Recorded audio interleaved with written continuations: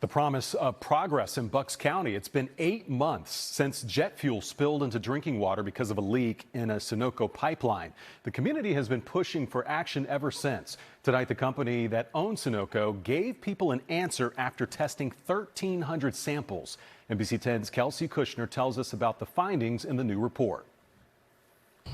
Well, emotions were high inside that community meeting here. Neighbors asking questions like how widespread is this damage and what are some of the long-term solutions? The company is saying that their remediation efforts are working in this case, but neighbors tell me they're not convinced.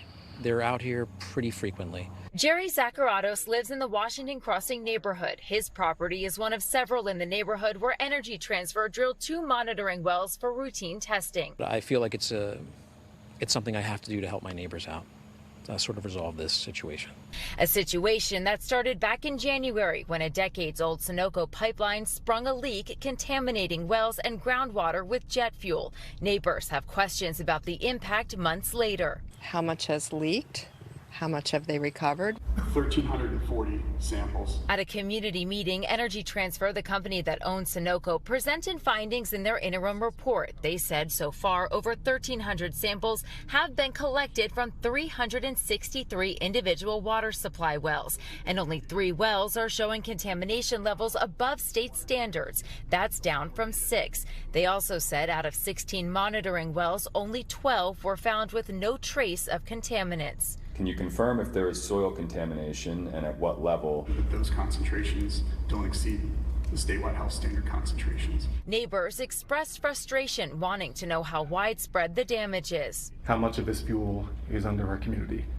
We are not getting a straight answer on that.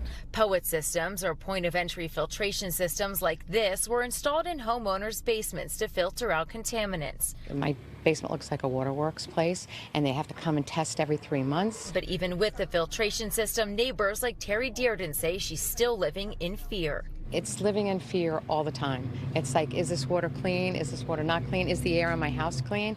Now, the company says that their work is far from over. They did mention finding some anomalies, but not going into much detail other than that, saying that there is an investigation dig planned for some time in the future. In Bucks County, Kelsey Kushner, NBC 10 News.